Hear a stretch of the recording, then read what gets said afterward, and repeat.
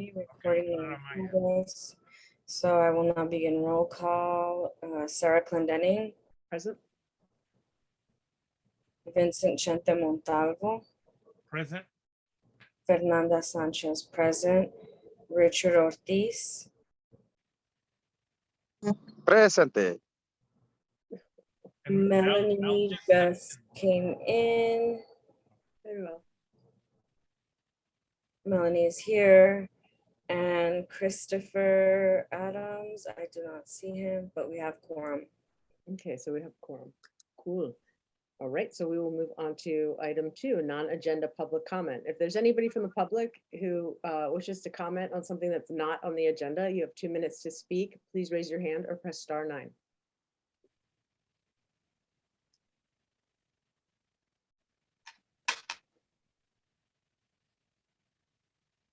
Anybody? No hands up. Okay, so we'll move on to government reports. If there are any government officials who would like to speak, you have 2 minutes to speak. Please raise your hand or press *9.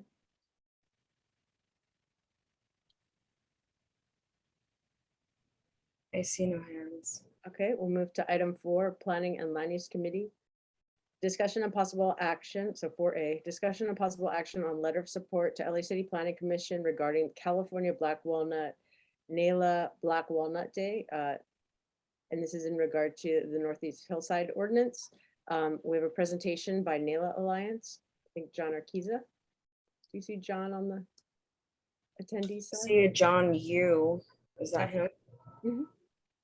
And then we have supporting documents too on the link there at the top that they sent in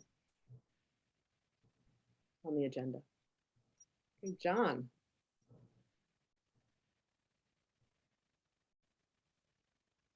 Wait, can John speak? Hey, howdy. What's up? Hey. Sorry, I'm still trying to get like 2 years and I still haven't figured out Zoom, so hang on. Hi, thanks for having me. I'm gonna talk a little bit about black walnuts and feel free to ask questions. The proposal we're asking for is we're looking at 3 things here that in this initiative, and again, it's all kind of up to you how you want to participate or if you want to participate at all. But the one big ask is the letter of support, which I've attached in documents.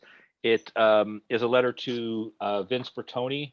But let me back up a little bit and get back to what the black walnut is. It's an important resource. Oh, that was good though. So if you want to keep that up, because that handout that I gave you is perfect because it talks about the black walnut and all its joys and things that it is. It is a native plant species. It is creates habitats because it is such a rich and vital part of the landscape that the nuts create food for not folks but the animals of all kinds. The tree itself can support up to 30 bird species in and around it. It has some fire retardant capabilities, but even when it burns down to the ground, it can grow back in a matter of weeks, 4 or 5 feet, high, and begin that process of rebuilding a habitat after a fire. So it's perfectly suited for this area, and it's threatened by, guess what? Development and encroachment, and hence why I'm talking to you guys in the Land Use and Planning Committee, and why we want to send a letter to the Planning Commission regarding this tree. It is rare and protected because it has been encroached upon, but the city of Los Angeles is not following the rules that are set by CEQA, the California Fish and Wildlife, and the city of Los Angeles tree ordinance. So our letter to the commission and to the director of planning is that they must enforce this, but also we're asking for stronger mitigation measures. We're asking for an exemption in the class 32 CEQA, which is infill developments. We feel and we believe strongly that if we can enforce this tree ordinance and enforce the protection of this tree, we can limit and halt some hillside developments that are destroying our habitat and our communities. An example would be in El Sereno, we have the Eastern and Lombardy project, which is 42 smaller homes, and then also in kind of Lincoln Heights, El Sereno, the Onyx Street project that was 32 homes. Now, Onyx was stopped because they had to follow the California Fish and Wildlife, and it basically put the kibosh on them. Unfortunately, the similar project in Eastern and Lombardy, same thing, 111 walnut trees, and we have to go to lawsuit on that because they're not following it consistently. So that's a big portion of our big ask is this letter. One of the other things about our letter that we're asking for is some training for city employees, including the planning department, the LA Fire Department brush clearance, that they learn how to identify the black walnut and enforce its protection. And we're asking for some protections on that. Now, the version you have is a draft. It's about 99% there. I think we might have one or two things that are going to add to it, but that's pretty much it. We're just getting some feedback from some other folks.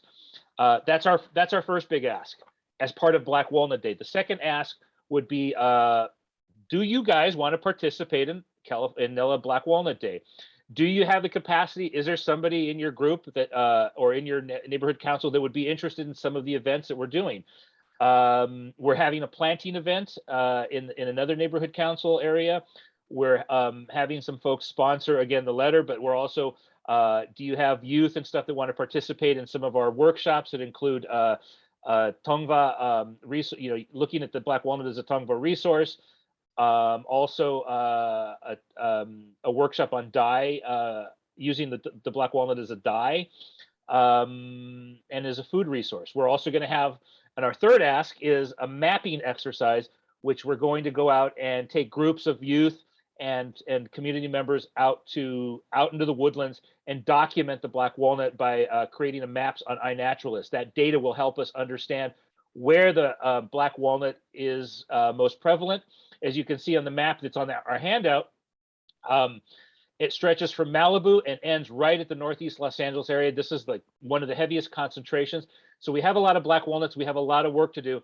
And we're hoping that you all can help us in some way, whether promotion or the letter, and or even come up with a Black Walnut Day event for your specific to Lincoln Heights. I think that's it. That's what I got. So I don't know if you guys have any questions or how I can respond to anything. All right, any board member questions or comments? Thank you for being here, John, and thank you for all of your work. I do want to add on just a little bit about what happened in El Sereno. So our hills here in Lincoln Heights and El Sereno are like a hotspot for development. And recently a local community member sent pictures of developers tearing down our black walnut trees, which are a protected species, which just goes to show the blatant disrespect and zero care for not only our communities, but our environments, which is just another form of violent gentrification. So I fully support what you're advocating for here. Thank you, John. Okay. Any other board member comments? Let me ask you guys, how can you, or I mean, capacity is a tough one, but what kind of an event that you guys, could maybe do around Lincoln Heights? How can we help support that as part of Black Walnut Day? Even just planting a black walnut someplace in the neighborhood and access to, or land that you have access to. Think about that. That's a good point. Yeah, the thing about the walnut, right? It's protected if it's only a certain diameter trunk, correct? But black walnuts grow with multiple trunks. Right, but now they've added the cumulative diameter. So you could have 5 trunks, and if they measure up to 4 inches, then they're protected. I think, Fernanda, the site that you're talking about where they got cut down was Onyx Street. And that was actually the brush clearance guy. That's why we have the fire department in our letter, so they can be educated on their cutting, on their cutting down things, because it shouldn't have been cut down. So We have a bunch, we have like one on Johnston that's like hung up by a rope. Like the thing is, it looks kind of like the tree of heaven, the variegated, the leaves, right? yeah.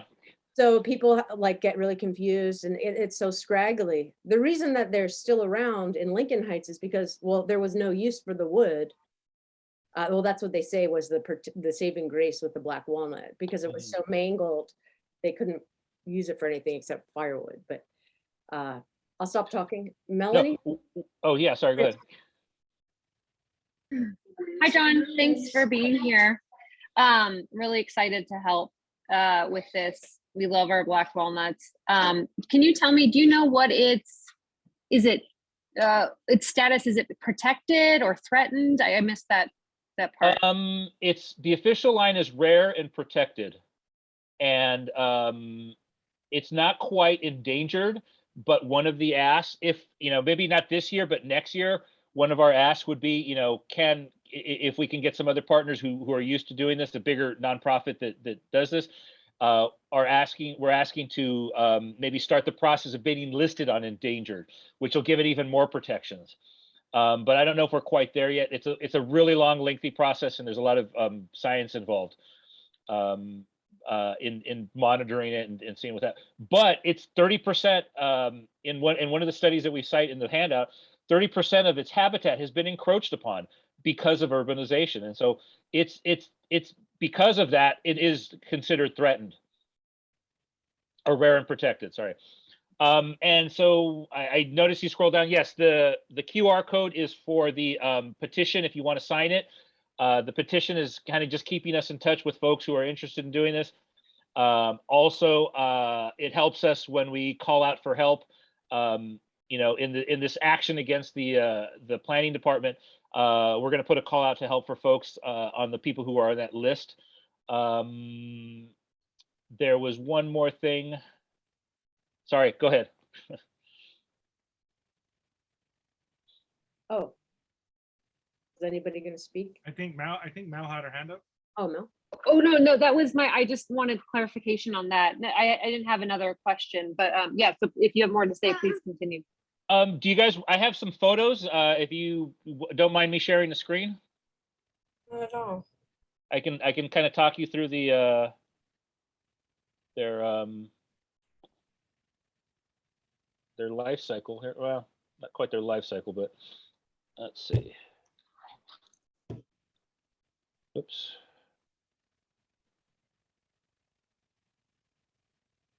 So this is their bloom right now, and this is kind of just past, the season just passed, and these are some of their stages.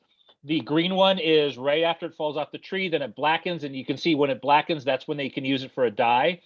The husk is made for is used for basket making, and then on the far right you'll see those little heart-shaped holes. That's where the nuts are. Really difficult to get of, but really rich and delicious. We're hoping to get some food workshops going on, but it's hard to find people who still use the black walnut. I was talking to somebody whose grandfather used to make a black walnut fudge and they lived along the coast there. So if you know anybody who's interested in doing food workshops with the black walnut, let us know. I would love to taste some fudge, black walnut fudge. This is its current state where it's at. A lot of them, you'll see them all over the neighborhood right now. And this is their nut. And eventually that'll turn to the other ones, the blackened ones, and we'll get the black walnuts out of that. This is in the Herman area. We're having an orchard down there. As you can see, Sarah mentioned the multiple trunks. Well, these are protected because they equal more than 4 inches. And you see this one has really wide trunks. Each of those trunks is probably like about 8 to 12 inches in diameter. This is an old tree. They can grow up to 50 feet high and 50 feet wide. And same grove, You'll see them with some live oaks in there. They like thrive with live oaks. And this is around Elephant Hill. I don't know if you can see it, but this is an amazing woodland that goes from where we're at all the way up the hill. And it's chock full of nuts right now. And this is the backside of Elephant Hill. Huntington Drive is way over here on the other side, a couple of hilltops over. But this is all connected to Lincoln Heights via Happy Valley and Paradise Hill, and then it hops over to the hills hop over to Flat Top and such. So that's my thing. Any questions about that? I could talk for days, so just tell me when to stop talking. Should we move it to public comment? Yeah, anybody from the public want to comment on this item? Please raise your hand or press *9. We have Chris B. Hey, my name's Chris. Thanks, John. I don't know if you know this or if it matters, but on the street I live on, there's a bunch of black walnuts, and coincidentally, our neighbor's cousin was visiting, and he's a botanist, and he said that there's a bug, I guess, that's threatening a lot of the black walnuts. I don't know if you're aware of that, especially on the East Coast. So he's from Florida, and he took about 4 grocery bags of black walnuts and took them back to Florida and has planted them all. This was about 5 or 6 years ago. And he wants to grow them to find out why the black walnuts here are not being decimated by bugs. Oh, interesting. This really isn't, you know, here nor there really for what you're doing, but I didn't know if you were aware that this was going on. No, I hadn't heard, but realize that the black walnut, this is the Southern California black walnut, and it's unique to this area. And it grows only in the map area that we showed you. Some of it goes a little bit north. I've heard of some in San Jose, but the variety that you have on the East Coast and that you have in the Pacific Northwest, they're a little bit different. There are a few hybrids down here that we've seen. We have a biologist that works with us who's been telling us about that, but I'm not familiar with that disease you're talking about. But it might be that the California black walnut does have an immunity to that because it's been so isolated from all the other ones. Again, this is the only place that the California black walnut will grows. So, Right. Well, he was pretty excited and took a bunch. So there's a bunch of the ones from this street growing in Florida. Anyways, that's it. I didn't really. Cool. Thanks for the story. Thanks, man. Any other public comments on this item? Please raise your hand or press *6, I think it's, or *9. I don't see any additional hands up. Okay. Vince, do you have any comment? No. It was done well, and looking at it, I think John covered everything. And you know, there's only one thing I was going to say. I was going to hold it, but I'll say it now. Is with the California Department of Fish and Wildlife, what was their role, and what you guys are working on? Did you guys get anybody to come out? Yes. We actually they looked at Onyx Street. They did inspect it. They also inspected Eastern and Lombardy, but they did that after the planning department moved, and so they didn't accept. They're not accepting any of those documents. But that's part of the lawsuit with Eastern and Lombardy is we're trying to get them and hold them account to that. And if they had followed the rules, there would be no contest. We would win because there's black walnuts there. But they went around that, and so they're not recognizing that. So we have to sue them in order for them to recognize it. And that's not equitable, and that's not fair that the planning department does this because some communities can't do it. We've mobilized at Eastern Lombardy, and it's been difficult and it's been hard to get so many people riled up to pay for attorneys and to have them recognized. So, you know, we really want to hold the planning department accountable for this, and in the future to make sure that it doesn't happen and that they judge this equitably. So, And is there a campaign that's going to be planned to include or bring out, because the ones who are really at fault of it right now are going to be the California Department of Fish and Wildlife. They're not enforcing the state law. So the city can apply whatever it wants but the state's laws are what should be followed, the guidelines and principles. It should be open again. Right, but if they don't call the state, then they don't know and they can't rule on it. And that's what the other developer in Eastern Lombardy did. They didn't even call the state to come out and look at them when they should have. And that should have been something the planning department knew about, but they didn't. And that's why we're suing them. So the Fish and Wildlife has already written a letter to say, no, this is not a good thing. But again, it's the lawsuit's we have to sue them in order to get them to follow the Fish and Wildlife. Okay, So. thank you. Okay, I want to add one more thing. I know you guys are probably going to get a visit from the either planning department or CD14 about the wildlife ordinance, and it is tied to this a little bit. They've adjusted the tree ordinance to adapt to the wildlife ordinance, but something that we're kind of we like the wildlife ordinance. Unfortunately, it doesn't go far enough. And one of the things that we're asking for on the letter is item number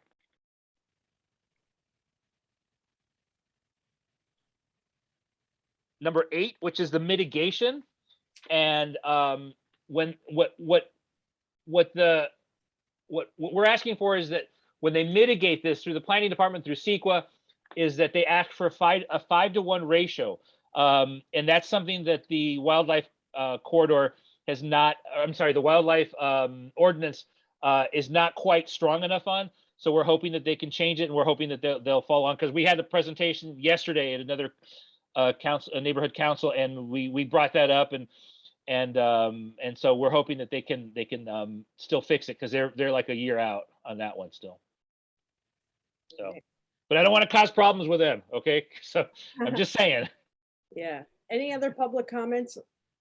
Please press *9 or raise your hand just for the final call. We Fernando. have Mel has her hand up. Oh, Mel?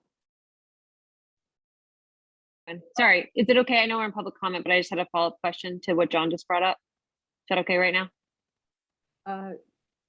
Yeah. Okay, cool.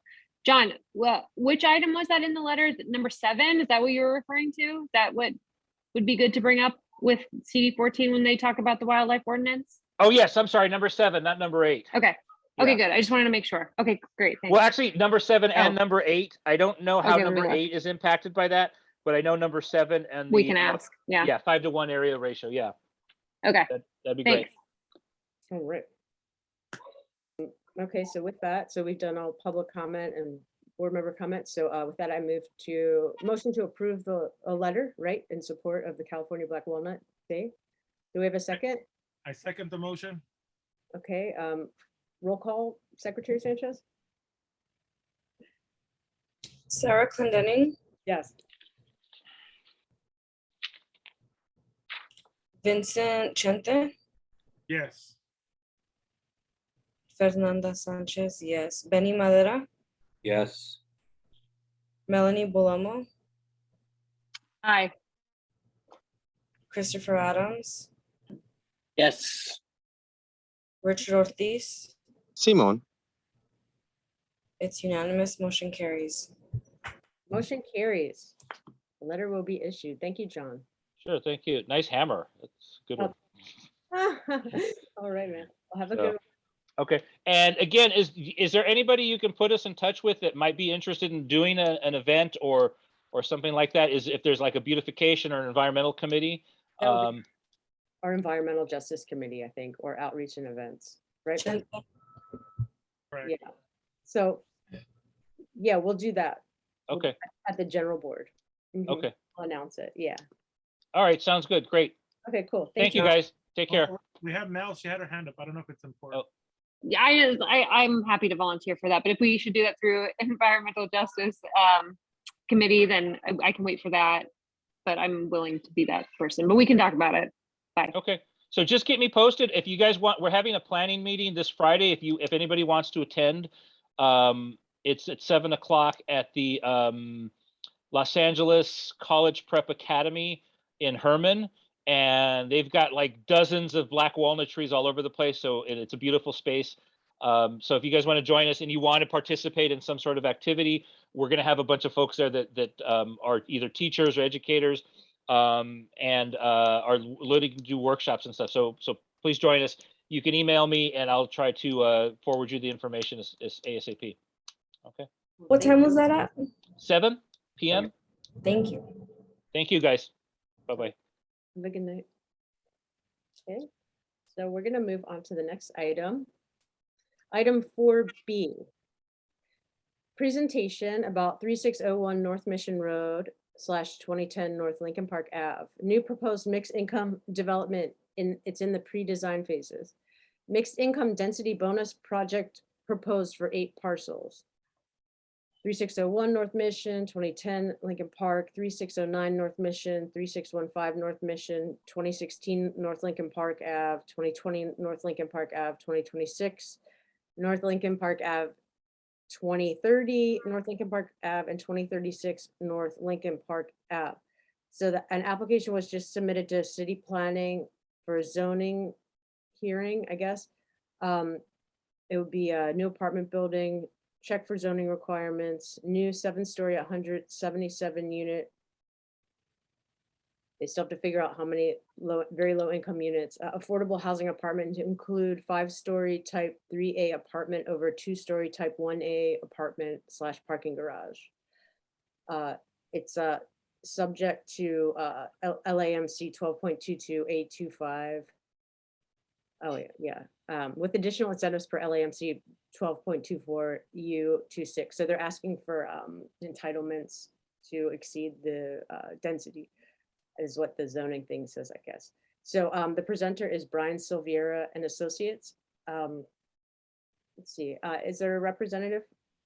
Could you please raise your hand?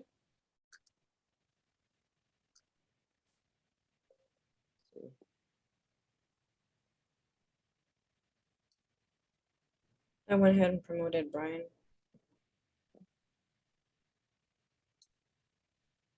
Hi, guys. Can Hey. you hear me okay? Hey. Okay, great. Well, thank you so much, Sarah. Appreciate the introduction and also appreciate you inviting us to present. I'm Brian Silveira, and I'm also joined by Jesse Harris and Josh Harris, who are also on the Zoom. Maybe you can promote them a little bit later, or now, it's up to you. We're not going to promote them? Sorry. Yeah, well, now or later, it's fine. After I speak, I was planning on having them participate a little bit more, but so we're the representatives for the development at 3601 Mission, and we would like to, if you allow us, we'd like to be your point of contact for project information or any sort of community input going forward. And I think what I'll do is at the end of the slideshow, I can put up my contact information, phone number and email address so that anyone in the community who has follow-up questions can contact us directly. So before I get started with the slideshow, let me kind of update you on the project status, because you mentioned we had filed for PZA. So we're still, despite having filed for PZA, we filed for PZA to get early zoning plan check feedback, but we're not actually at the point yet where we know precisely what the project is going to be. So it's mostly conceptual design at this point. We haven't actually filed a planning entitlement case. We know, according to the current design, roughly how many units. We can tell you the affordable calculation number of affordable units as well. But we're still at a point where we're working out project details. We don't exactly know what the units are going to look like. We don't quite know what the building is going to look like in terms of finish and materials.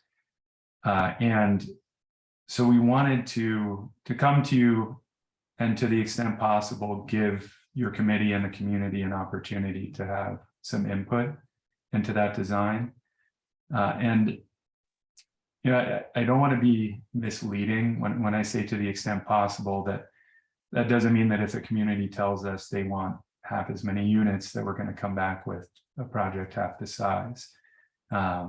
We still have goals for this project that are important to us. We do care about housing. I personally care about housing. We want to provide lots of mixed income housing, and we want to do so in a sustainable way. Those things are essential to the project. But we also do, and I personally do strongly believe that community input is essential to a good project. And none of the project team live in your community. So we're not experts in the Lincoln Heights neighborhood.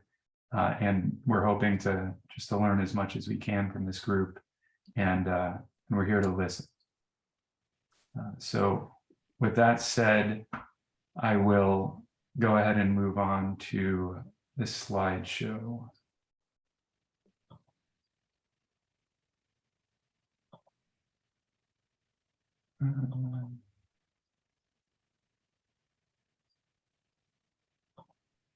Okay. So I'm sure most of you are familiar with the project site. We're located right there on Mission Road on the north side, just above the park, right between the DMV and the Cry Help Center. Here's a little bit of a closer look. So these are the parcel addresses that Sarah called out in the introduction. This is the DMV building here. This is the Amistad Apartments and daycare. And then this is the Cry Help Center here. And in fact, the project site is what is currently the parking lot for the Cry Help Center. And, you know, in terms of infill multifamily development, it's really hard to find a better location than a surface parking lot, because we wouldn't be displacing any existing housing or any existing residents. And also because, and maybe this is more of my own personal opinion, but parking lots aren't a very good use of the land when you're in the middle of a housing crisis. I think Los Angeles probably has too many of them. They're becoming a little obsolete as we move toward a more sustainable model of transportation and mobility. So right now, as Sarah mentioned, our concept is showing 177 units. That's a mix of studios, 1 bedrooms, 2 bedrooms, and 3 bedroom units. So serving, you know, everyone from the single individual all the way up to families. 44 of those 177 units are planned as very low income, deed restricted. So that's roughly 25% of the total project would be deed restricted for very low income rents. And what that means in real terms is that the rents would range from $660 a month for a studio to $943 a month for a 3 bedroom unit. Those are the current rent limits that are imposed by the housing department. They are adjusted every year. If this project is built, by the time it's built, those will probably have increased by some small marginal amount, but it'll still be roughly the numbers that I quoted you. And then those affordability covenants would last for a period of 55 years.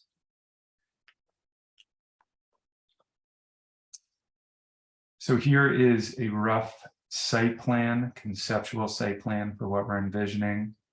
The top of the screen here is east. So the park is right across the street here.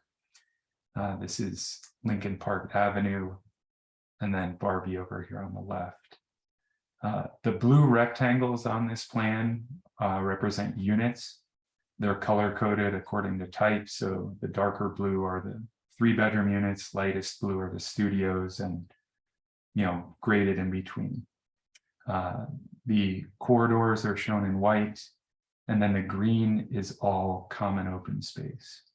And then that is a swimming pool here closest to Mission. And we had several goals with this design. One of the main goals was to break up the massing of the buildings as much as possible. It's a large project. There's no hiding that. It stretches an entire block. But we didn't want it to appear as one large monolithic structure. So the architect designed these large common open space areas as a dual function to provide an outdoor amenity for the residents, and also to break up the building visually into sections.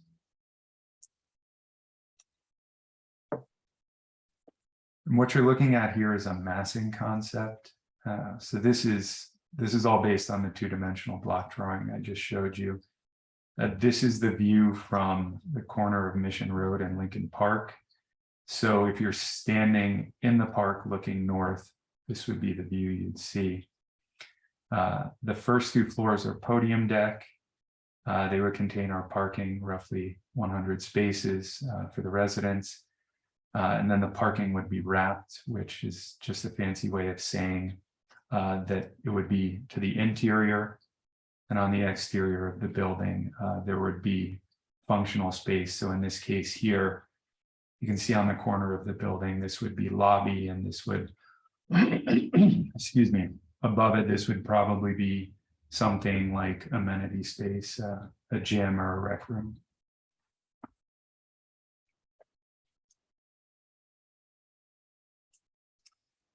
And this is another massing concept. This is the view from the corner of Lincoln Park and Barbie. So now you're facing sort of south, excuse me, back towards the park. And you can see this massing is a little bit different than the previous view. So what we did, the whole thing is a big building. So there's no way of getting around that. But we wanted to focus the massing as best we could along Mission, away from the residential neighborhood. And then as it gets closer to the residential neighborhood, which is just on the other side of Barbie, the plan is to step the building down. So here on the north side of the building, this is Barbie. These are the residences across the street. We have planned townhomes here, 1.5 or 2-story townhomes on the ground floor. And then the building is stepping down here to, it's 4.5 stories from 7 stories along Mission.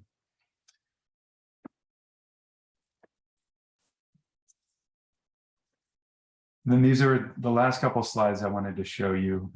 Some of you may already be aware that Metro and DOT are looking at a complete overhaul of Valley Mission and Cesar Chavez between Lincoln Heights and downtown.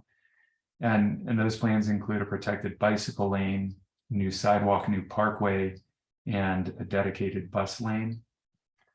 And so here's the image that I pulled from their website.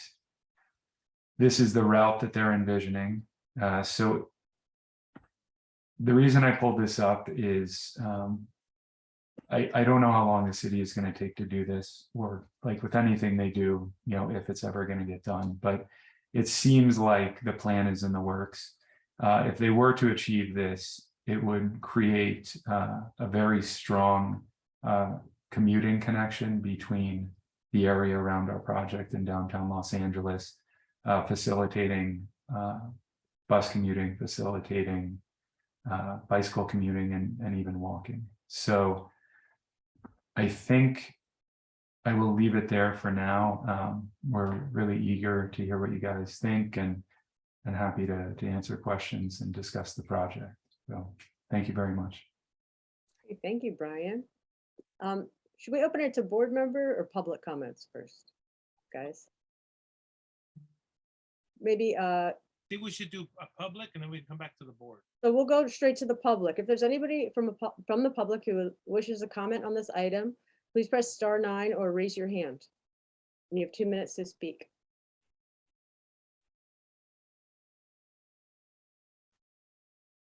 I see Jessica Johnson. Okay, Jessica? Can you hear me? Yeah. All right. Hi, everyone. Thanks for letting me chat real quick. I think what you said is incorrect about the parking in our area. I live a few blocks from where that's going to be possibly developed. And my kid went to the school that's right across the street, Amistad, and parking is tight already in that area.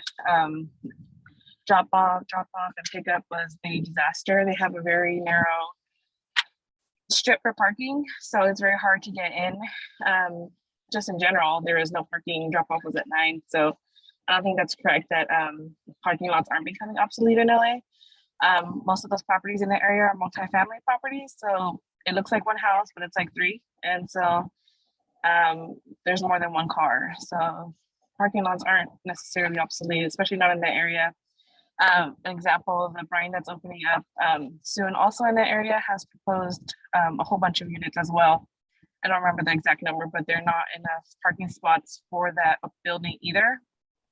And yeah, we do have a bus, 2 buses, the 76, 78, and 79 that do pass in the area, but I wouldn't call them necessarily reliable transportation because it's not. Everybody still has a car. That all those places, all of the properties are multifamily properties, and they have a bunch of cars. So I think if you're gonna plan on making a large number of units, I think you said 170. I don't remember exactly what you said, but they should have matching parking spots if that's the case, because the parking lots aren't obsolete in our area.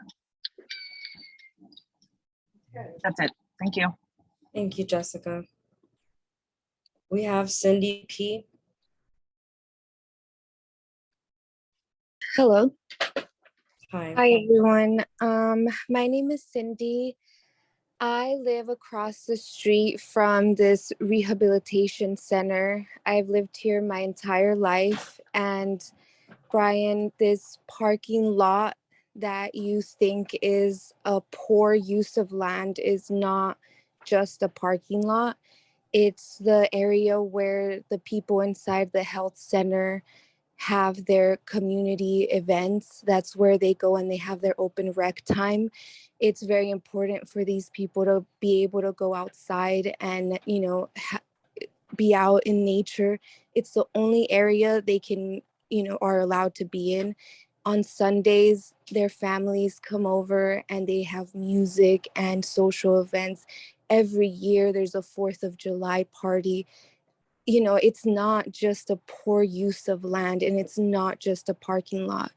You're going to eventually displace people. You're bringing in luxury apartments that are only 25% low income. That's insane.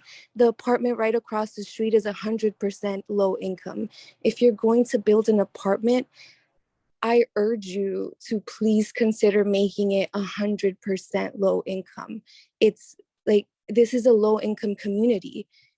You know, if you say you care about not displacing, not continuing to promote gentrification, then, you know, I like 25% low income is just not enough for our community. There's a girl just got murdered on the corner. You know, it's a memorial site right now. There's still people coming and bringing flowers to that site. I just can't, like, you need to do more research on this community, you know? That's it for me, guys. Thank you. Thank you, Cindy. We have Eliza. Hi, good afternoon. Can you guys hear me? Mhm. Hi, my name is Elisa. I am a resident of Lincoln Heights and actually a resident on Keith Street, across the street from Socorro Cry Help. A couple of concerns that I wanted to bring up, at least in regards to the development, its intentions, and also what we've been communicated directly by developers and by their property management. I understand from the renderings that you demonstrated in your presentation, it looks like you're sticking to quote unquote Mission Road, Lincoln Park Avenue, and Barbie. But the reality is, from what we've been communicated, there is an intention to actually build on Socorro Cry Help, as well as the developer, I believe, also currently owns 2018 Keith Street home, which is currently vacant, and also the apartments where the Estrella restaurant is located. So I think that although you are presenting renderings of possible development, I think we also need to be clear of what may happen in the future and how you may be developing these other locations as well. That's one. Two is the sewage lines that connect up and down Mission Road and Lincoln Park Avenue are poor. LADWP for the last 25 years has not been able to do much with it.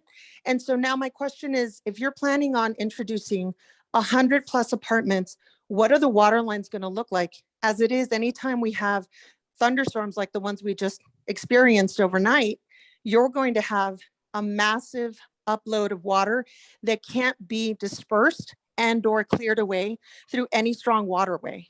So I think that's the biggest thing that you want to take into consideration. Another thing is parking, which some of the other members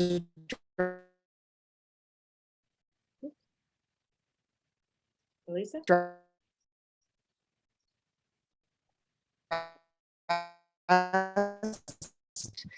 At this time, there is no accessibility to parking. People are struggling to find any which way to park. The last part would just be a consideration regarding the tenants. Who are you actually marketing and going to be aiming to bring in as tenants? As another person pointed out, across the street, you have all of the apartments dedicated to low income. Marketed to or advertised to are USC. Oops. Elisa? Oh, Yes. oh, Can you sorry. hear me? It was cutting out. But Oh, I'm sorry about that. That was beautiful. So that was just kind of line items. I'd be more than happy to send you a list of all my concerns, but I would appreciate if you actually take the time to research the area that you're going to be developing and also understand that there are many people in that area who have already been spoken to by your current developers and are being provided communication very different from what you're sharing. So I think a rendering of imaging is beautiful, but it's not sufficient and it's not going to be something that we are going to accept as normal. This is just not right. And if you want to work with us, then work with us. Amen. Thank you, Eliza. thank you, Liz. Thank you. Thank you. We have Chris B. Hey, thanks. My name is Chris.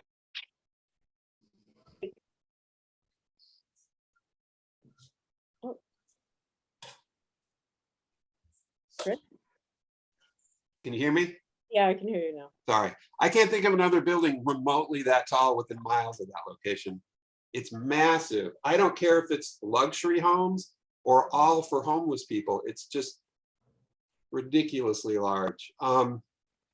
Also, with the parking thing, most people that live and work here in Lincoln Heights need parking lots and like them. And that's not even a parking lot for public, but assuming that everybody here can ride a bike or has the money to use transport or Ubers or whatever, it's people here working and they're poor. And I live about 3 blocks from this development.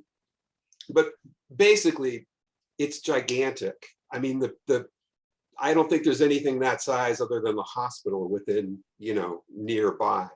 You can correct me if I'm wrong, but there's a couple of newer places down on 26, I think, down by the Goodwill that are that size, but that's almost an industrial area. This is mostly single family homes. And I know there's apartments across the street, but if I'm not mistaken, they're 2 stories, maybe 3 stories, but I don't even think they're 3 stories. Anyways, I can't believe the size of it personally, but that's it. Thanks for letting me speak. Thank you, Chris. Thank you, Chris.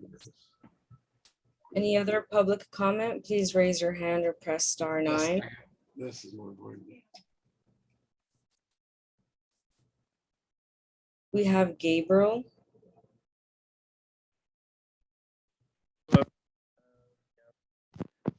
I have a few questions. You said that you were not an expert in the area and that your associates weren't also experts in the area. So I'm wondering why you and your associates were chosen to develop in this area. that doesn't make too much sense to me. The other thing is I'm echoing the concerns about the amount of affordable housing. Why 25%? I imagine that the interest of whoever's developing this is to generate more profit, but 25% feels particularly low considering the area. And then also, have you all considered the impacts this will have on local rent? It's like the impacts that introducing this much market housing will have on the area. And then also, like, speculatively, it sounds like the plan is to offer space like new downtown tech workers, art district workers, and USC students, which will undoubtedly have demographic changes on the community and other like related and associated impacts. So I suppose more research and consideration about that, as well as more community input. Because if you say that you're about it, then again, be about it. That's it. Thanks.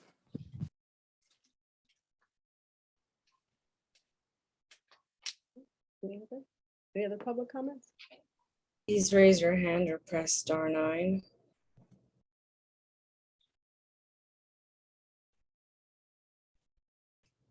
I do not see any hands raised. Okay, we're going to open it up for board member comments. Any board members? Okay,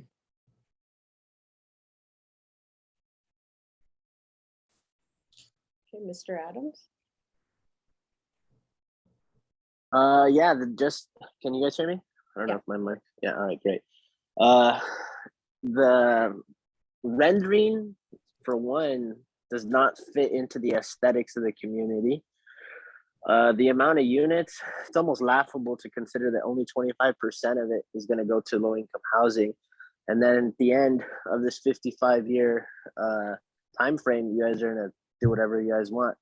So I'm glad the community is voicing their concerns, as am I, because I'm highly skeptical at the intentions of this and where it's going to be going in the future. I think by approving something like this and having something like this get built in this community sets a dangerous precedent for future buildings and rezoning. So I definitely would urge you to, exactly like one of the community members stated, reconsider to moving to 100% low-income housing, because that would more fit the community model, especially considering that the apartment buildings across the street are 100% low-income housing. But yeah, that's all I have to say. Thank you, Mr. Adams. We have Melanie. Hi. You'd mentioned earlier, because of the spot that was chosen for this development, that it wouldn't displace anyone. And I just wanted to make sure, that you guys as developers are very clear on that. Just because there are no houses or homes that are being replaced or built over, that would exclude you from causing displacement, because that absolutely would cause displacement in our community. So that's just a very basic thing that concerns me, that you don't realize that it would have dire consequences for the community, and because of the effects that it would have on the surrounding rent and the kinds of businesses that it would bring into the area, especially the kinds of tenants it would cater to and that demographic that comes in. So yeah, I need you to kind of rethink that statement and maybe not, use that as a talking point, because it's incorrect. Thank you.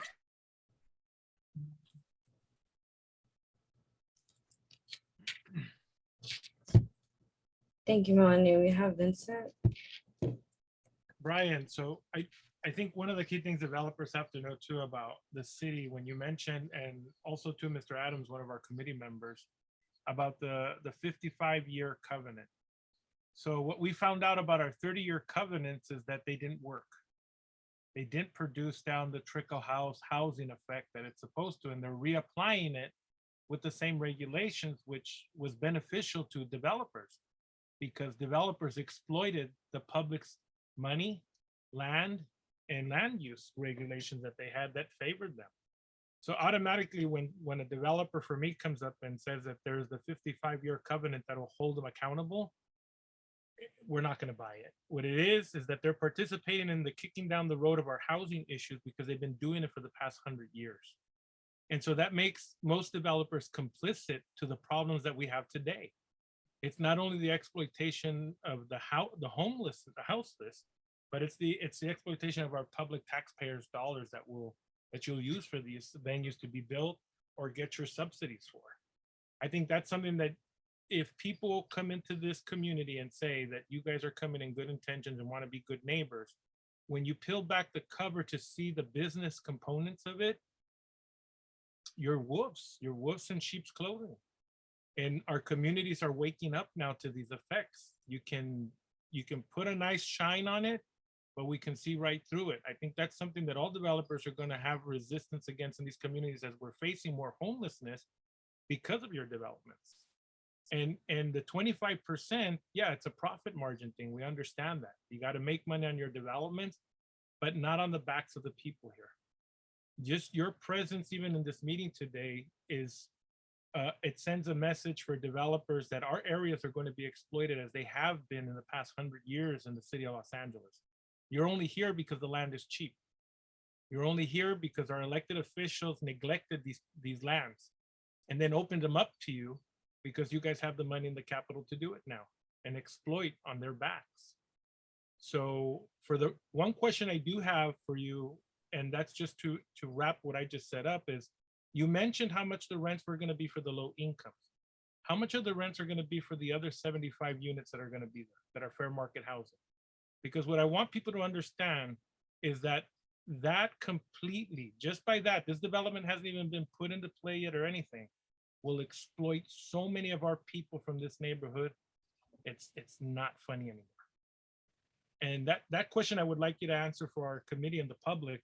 How much are the 75% units that are going to be fair market housing? How much will they be going for?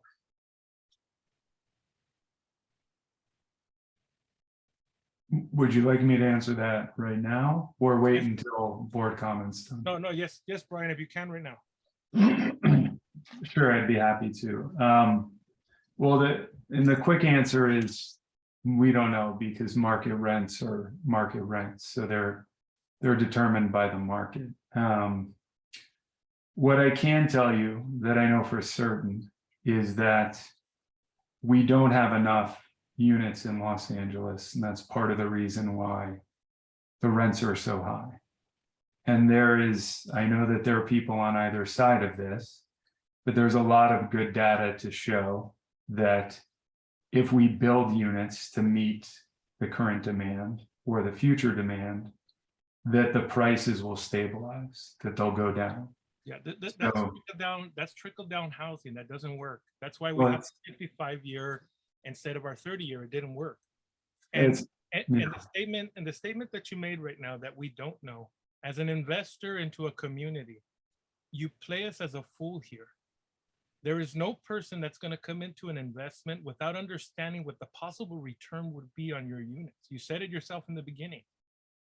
And for someone to come into our community and literally say, I don't know what the rent's going to be into the future, you either failed in business or you're lying to us. The projected prices that you guys have, or whether estimates or not, is what determine why you're even going ahead on this project. That's investment 101. I don't go into a project and say, I'm going to make a potential $1 million. No, I have to know that there's a potential amount to be made there. And this is what developers do, and why we know that when you look at this and how the public is being educated on it, this is why we don't trust. This is why we have to reject these projects, because they don't go in good faith. What they're based on is cloaking and coming in and saying, well, just like you were going to say earlier, it's about housing and the need for housing. Hasn't worked. And just to give you a little bit more history on my background, our families who lived up where Dodger Stadium is at today, their homes were taken away in the name of public housing, which was never built for the same reason. Generations after that, the same story you're mentioning, when the 30-year sunset clause and covenants were put in, they failed. The 50-year clause will fail. We're passing this down to the future generation children of Los Angeles. And for me, that is very shameful that anybody would be participating in that. Not only our developers, our business people, but our elected officials. Thank you.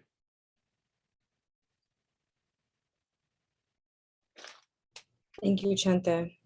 Are there any other board members? I guess I have a comment, I guess. I am aware that the investor purchased not only that parking lot next to the Cry Help place, but also that corner with Tacos La Estrella and the apartments, because we were attempting to do tenant outreach a couple years ago when we were aware that that was for sale. So there's definitely an intent. Maybe the investor who bought it, yeah, they want to build there.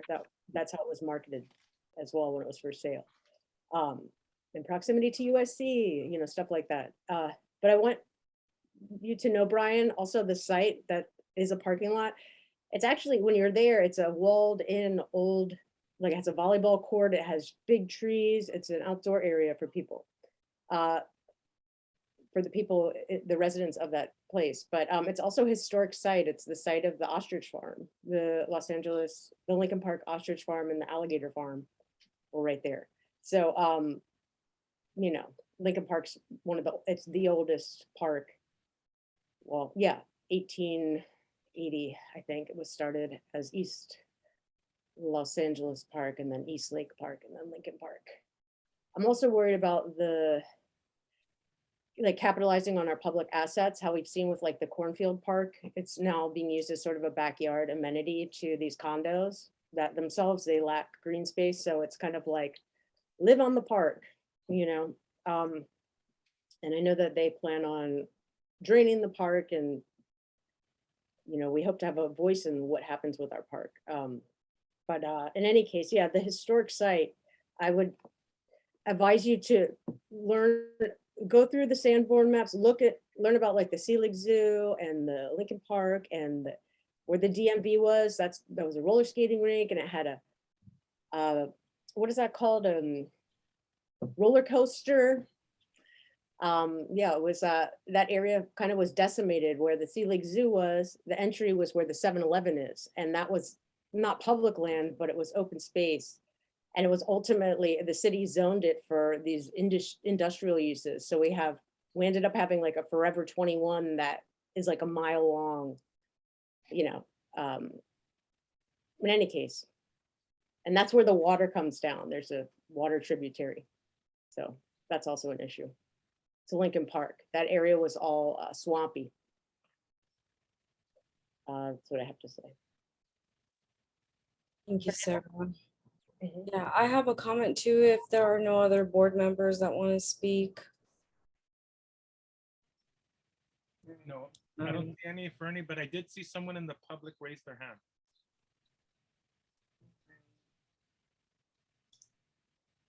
Should I go to public comment then? Yeah. Yeah. We have Jesse Harris. Oh, Jesse is. Hi there. I was a member of the public, but I just saw that y'all were integrating some response. I think Brian mentioned earlier I'd be coming on to give responses. So I just wanted to raise my hand so that I could be promoted if we're doing responses or when that time comes. Did you promote Jesse? And Jesse, just to clarify, are you also a representative for the developer? She is. I don't know if she can hear you at the moment, if she's being promoted. I hit join as panelist just as you said, just to clarify. So I missed whatever was being clarified. What I thought.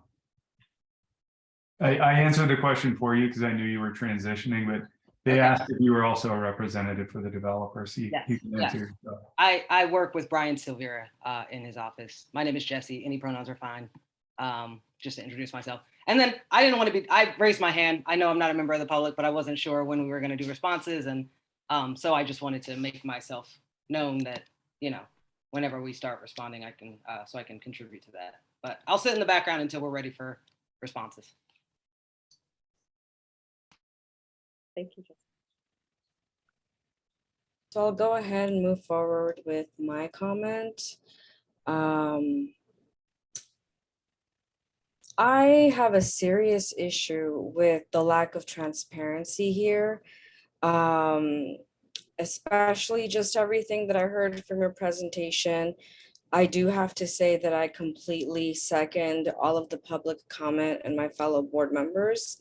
The comments that were stated earlier about the fact that there's plans to develop just down the block by the same developer, which I will go back to. I also have a really hard time believing that there was a lack of knowledge or research done in Lincoln Heights. How are the developers choosing a location for a massive project, for a massive investment without proper due diligence? That just does not make sense to me. The straw man argument fallacy used in your presentation about the lack of housing justifying the overdevelopment of that piece of land just completely ignores the fact that 40 to 50% of luxury development apartments sit empty currently because nobody can afford them. And that's based off of data provided by KCRW. I'm sure you already know that the median income for Lincoln Heights is $20,000 a year. 25% of affordable housing is not enough to protect the natives that are currently being displaced and the locals you are about to displace. Even if you are developing on a piece of parking structure, which we've already covered is not just a parking lot, the indirect displacement and the trigger that it will affect on the housing market will absolutely displace the locals living right across the street from you.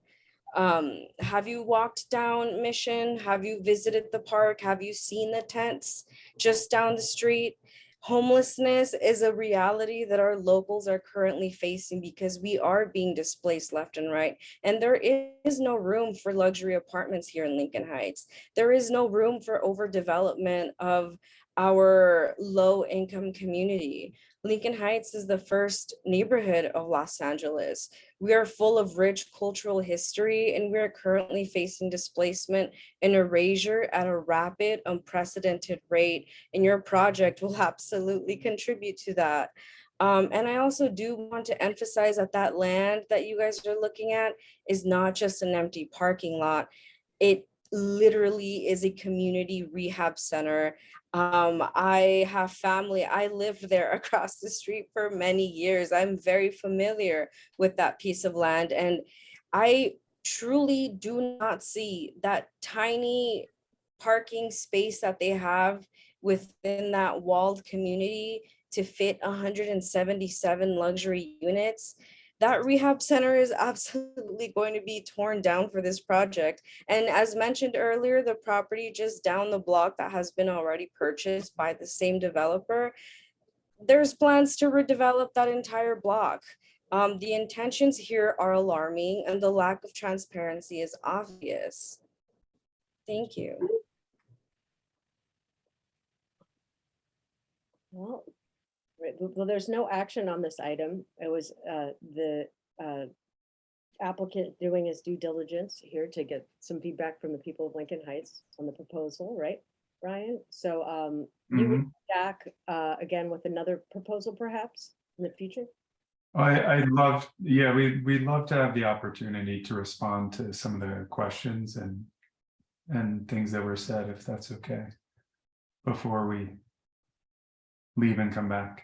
Yeah, I do want to give one more chance for public comment in case there's anybody else from the public that would like to make a statement. Please raise your hand or press star 9.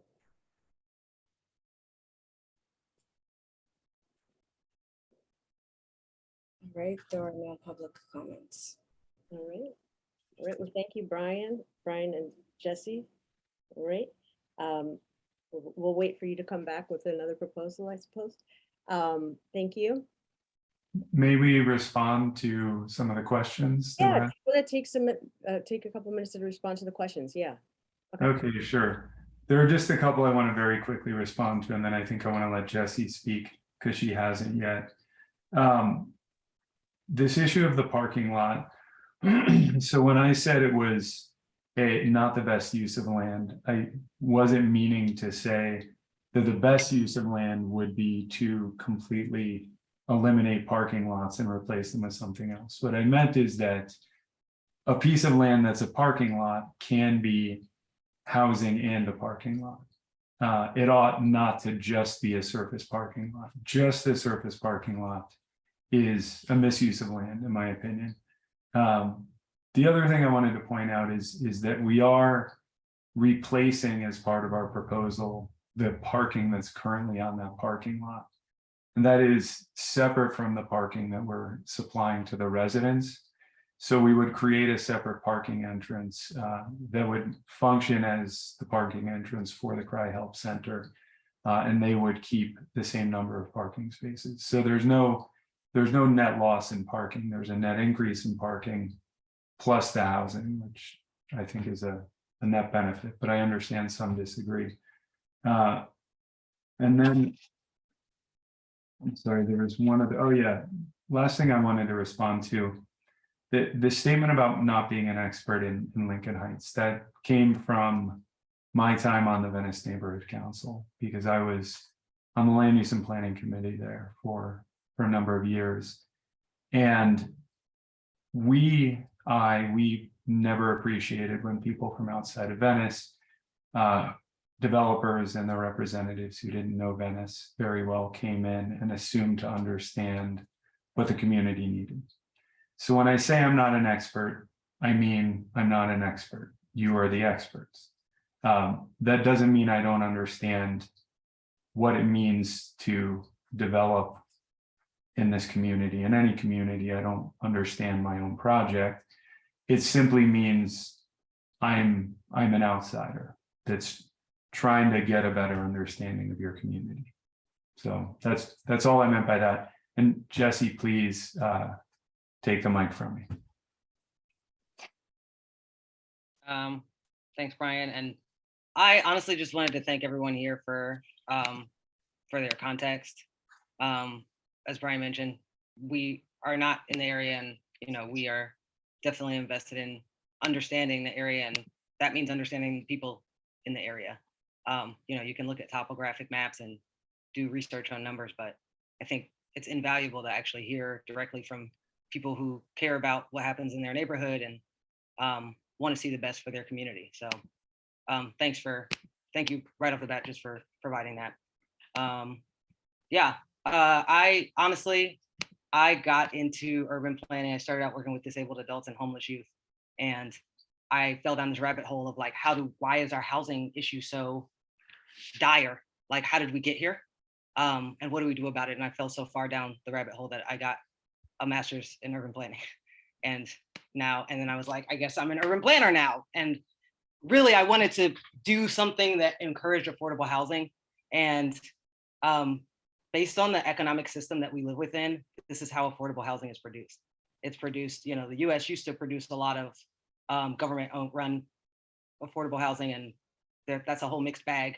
But at this point, the government really relies on private developers to produce that. And I think, when I first started looking at affordable housing developments, I also was shocked by how low the ratio was. I was like, are they really saying 10% affordable or 15% affordable and like trying to brag about it? And what you see really is that there's two types of affordable housing. There's 100% affordable housing, which is usually publicly funded, like they apply for grants. And actually, I do other work also that does work on the publicly funded affordable housing side. But housing that's produced, any affordable housing that's produced by a private developer like this, you really don't see much higher than like 20% at the top end. To have 25% of all the total units be affordable is actually for a private development. Now, if you put it in the same bin with a publicly funded development that's 100% affordable housing, then it doesn't look it's not as impressive. But that is kind of how it shakes out with private development. And the idea of policies like density bonus and TOC is that each development will carry some of the weight and it will be distributed throughout. And one of the things that I found to be a consistent theme in planning is that mixed income development is really the only way that low income people have access to nice stuff. Again, in the economic system in which we live, that's how it works. And so I love 100% affordable developments, and I will continue to do work to bring those to market as well. But For a private development, 25% of total units is pretty high. I wanted to talk about also, Vincent brought up a really good point about the covenants. You're right, Vincent. Covenanted affordable housing units, just like publicly funded affordable housing units, don't help to bring down the market rate of housing because they're kind of in a market all their own, right? You have to qualify for that housing as a very low income household. And there should be housing like that. There should be housing that's separated from the rest of the market so that people who are very low income aren't competing with the rest of the market. But you're right, that type doesn't actually bring down the housing of market rate units. The only thing that brings down the price of market rate units is increasing the supply. Brian, I don't know if you still have the ability to share screen and if you have that vacancy rate. So one of the things that you see across major cities in the US is that the lower the vacancy rate is, right? So that's like a measure of supply. When the vacancy rate is really low, that means there's not enough supply on the market. A healthy vacancy rate for a city is somewhere between like 5 and 10%. LA vacancy rate typically is like around 2%, which is just, it means that there's not enough. That means if you wanted to leave your unit because the rent was too high or because the landlord doesn't do a good job of maintaining it, you don't really have much else to choose from because there's no free units sitting around on the market. And if you look, so what I did was I found the median price of a 1-bedroom apartment in different cities around the country. And in general, what you see, the trend that you see, save for a couple of cities like Miami, which is really high priced, but has an okay vacancy rate, and Washington, DC, same thing, probably because of the amenities that you're really close to there. But in a lot of other cities that have a healthier vacancy rate, the rent is lower. And that's because the rents get competed down. There's just so many more people offering units on the market that they can't afford to hold the rents high. So I appreciate your observation, Vincent. And yeah, I think you're absolutely right. Yeah, I mean, as far as developers, the developer and the transparency, I think for us, for the development team, we promise to be straightforward with you and present what we know. If there's someone else saying something else, you know, if they're part of the development team, one, my feelings are hurt because nobody told me. But I think two, we're happy to respond to, we're happy to answer questions about whatever future developments. Currently, there's no developments planned for the Socorro Cry Help Center. Like I said, I worked with homeless youth for a long time, and I did a lot of HIV care and substance abuse recovery work. And I wouldn't personally be supporting a project that was gonna lie about harming a rehab center. I've actually dropped lots of kids off at that rehab center, or not, they're youth, they're like 14 to 24, so not kids, but still, yeah. I just wanted to say that I appreciate y'all's input and that we're happy to answer questions and be as transparent as we can on this. I think there's a question. Can I just say one thing to Sarah or Fernie? Mm-hmm. If you guys don't mind, because I know Richard has his hand up. It's true about the vacancy. The problem is LA has a huge vacancy of luxury housing. That vacancy is not recorded, and it's not recorded for specific reasons. They exploit the market. So we have the housing, and it's to reinforce the trickle-down effect of housing. And that's what's messed up around the nation. Realtors have got together to hold these holdings up and create housing, and the urgency to build it to exploit the public money. At the same time, you put these covenants in that don't work. So 30 years ago, we saw these covenants. We're going to lose about 10,000 of those units in the next coming 3 months. Those units will now be fair market value. And so the 20% or 10% that we're supposed to feel good about has no effect on this industry market, because again, it's tainted too much between the politicians and the developers right now. It's in their favor, and the history is there to show that. Trickle-down economics, Reagan's trickle-down economics in money and in housing will never work to solve LA. LA has a long history of following that. And I think that's something we have to be aware about, the vacancy, because I'm pushing for vacancy registration so that if you don't have your unit, if it's vacant and you don't have it on the market, then you should be taxed double for it, because you're a cause to the problem of housing. And we can go down, most of our people on the board understand this already. We can go and look at those vacancies. Now, one thing that I've done is I've gone and looked at the buildings and I take down the water bill, which is public information. About 65% of those buildings are vacant. They have no services there. That's how we see them exploit. That's why these positions that people take, they're not going to work. The sales pitch that Brian's giving is what every developer gives to write on top of the housing issue, so that the public can say, well, at least they're giving us 10%, and they're giving us the same deal, but 55 years down the road. And so our kids will deal with it. We won't have to right now. And it's not true on either end. This can is here for us to deal with. That's the tragedy of what's happening in the housing crisis now. Thank you. Vincent, do you mind if I ask a clarifying question? I just want to understand. So are you saying that the covenants don't work because they eventually expire, or are you saying they don't work because in the time that they're supposed to be enforced, they're not? As soon as they're born into the city and it's in contracted, it's very hard to enforce it with the developers. That's number one. Second, even when it's in play, they don't meet the inflation of cost of living. So that's why you don't see people on AFDC get raises, or people that are on disability get these raises. It's an automatic push out rate.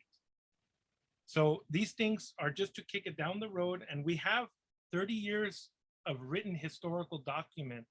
The only thing that the city of LA did to allow you to use the term 55 years was to keep the existing structure in and add 55 years to it, as if that's going to solve the problem to the children of the future.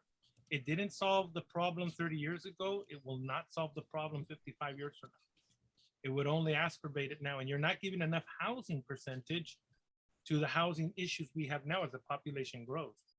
So what you're seeing and what you guys are participating in is the push out of the people of the city of Los Angeles.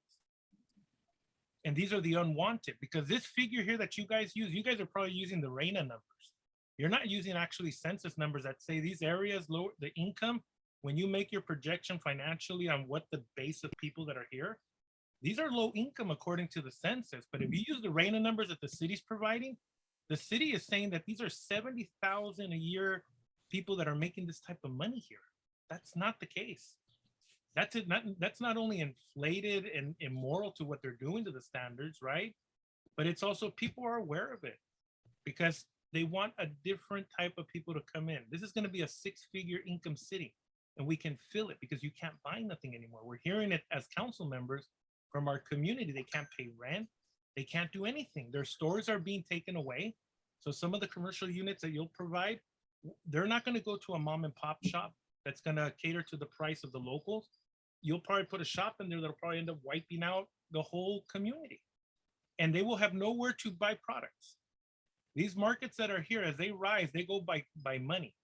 No, and our local stores don't do that. They have a different rate of adjusting to inflation in the community. They have a very small margin, which is not business-like, but it's community-like. And that's why these models are just going to participate in kicking more people to the streets. And if they don't hit the streets now, like we've seen after 30 years, they're just pushing them out of the state now. Because you got to go to Texas, you got to go to other places other than the neighborhoods you grew up in to be able to afford an apartment. People are working 3-4 jobs just to pay the rent. That's scary. And it doesn't affect the financer because they say the money's there and we'll just like kind of shift the people and they'll just have to deal with it and push them out. Those who can afford can stay. And in 55 years, the whole city will be wiped clean. Just like right now, it's wiping it clean after the 30 years. It's making it easier for you to develop in the area because of that. That covenant will be gone. Those lands that you're buying up now are because those covenants are no longer in existence and the landlord can throw them out and raise the rents. So no, it does not work in any way, no matter which way you see it, from the state to the nation. I work on the level of the nation on housing. It never works, and it targets brown and black communities 100% to exploit. That's all it does. That's why I come strong at it, because I hear these sales pitches. I hear the trickle down effect that if we build more, there'll be more. That's not a developer's not going to lower its rent down not to meet its margin. It's not going to do that. That margin is will take you down all the way. And I see developments now that are considering that, and the developers pushing back saying, hey, I'd rather sell, creating another problem in the community by just dumping it. And that we see in New York. New York has a big problem with that right now. And those properties ended up going into foreclosure. Maybe we can buy them as the public later down the road and turn them into public housing. That's an option. But guess who wins in that deal and who loses? The developer and the investor. The public will be paying twice as much for that housing. So that's why this is a very serious problem when we pick what type of developers come into our neighborhood. We're just tired of the exploitation. We're not stupid. Far too often they say that's a brown or black community and they're dumb and not educated. Learn today that this is standing up now and we're pushing it nationwide because it's wrong. And we want to believe that people are good in nature. We believe in, a free market that's not exploitative of the people. But when people come in here and they say those things, and whether they're aware or not, they are directly causing, the homeless because of the high rents they won't be able to afford. Thank you. Sorry, I went off on a rant on that one, but sorry. Richard has a comment here. Okay. Brian? Hey, I just find it funny that in order to create more housing, you got to create homeless. Just simple concept. Thank you. I just want to comment one more thing too about the affordable housing. It's a lottery system. So it's like you compete with people all over the county, right? So it's a 1 in a million chance, like a local person from Lincoln Heights will get one of these affordable units. But it's always kind of marketed like, you guys have homelessness. This is for the people of Lincoln Heights, this housing, we're going to help you. But really it just causes an influx of other people to come in and get those affordable units. And also Lincoln Heights can only pretty much afford extremely low income based on the median income. That's what I have to say.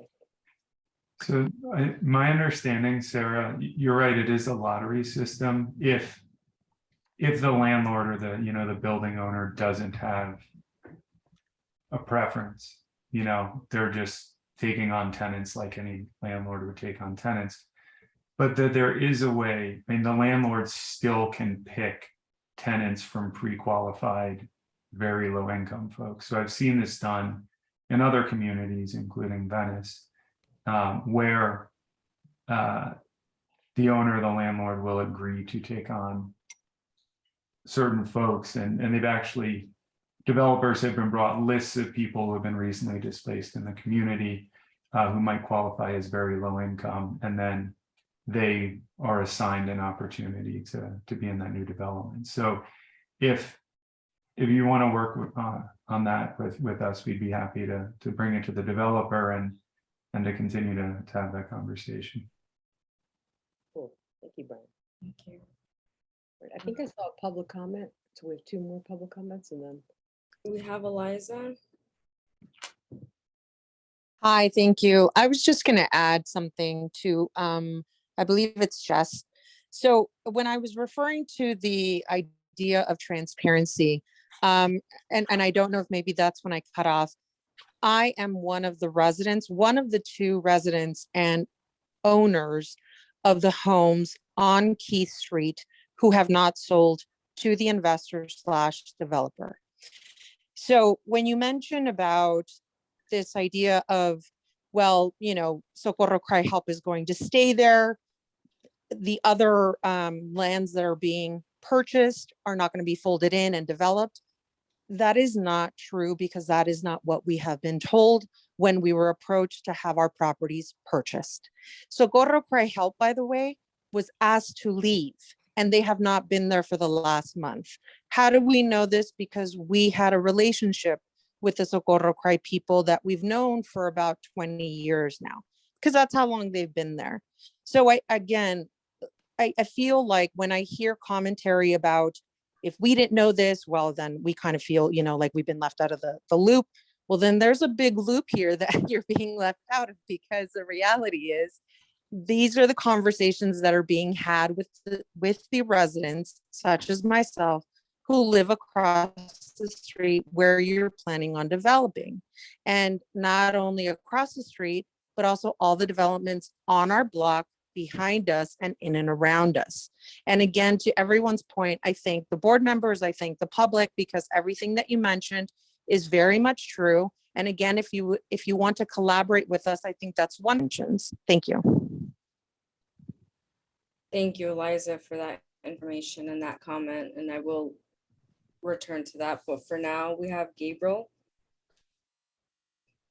Hi, yeah, so about the necessity to follow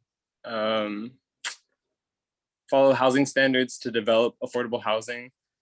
I think the suggestion that a lot of community members are making is that it is actually a net negative to develop this type of housing. So because yes, we need affordable housing, but if the only way we can get that is by introducing this much market rate housing, then we don't want this affordable housing. Like, this will have a negative effect, might displace more people, might create more homelessness. And then also we have no idea where or yeah. So basically that. And then in response to like the location or from where low income housing residents will come from. I think like any housing for low income people is good, but the suggestion that any landlord will do it is not the same as a mandate. Landlords can and could do a lot of things, but it is not in their interest to do so, and we should not presume or guess or hope that they do so. Thank you, Gabriel. I have one last comment. Well, there you have it. The rehab center has already been displaced in lieu of this project.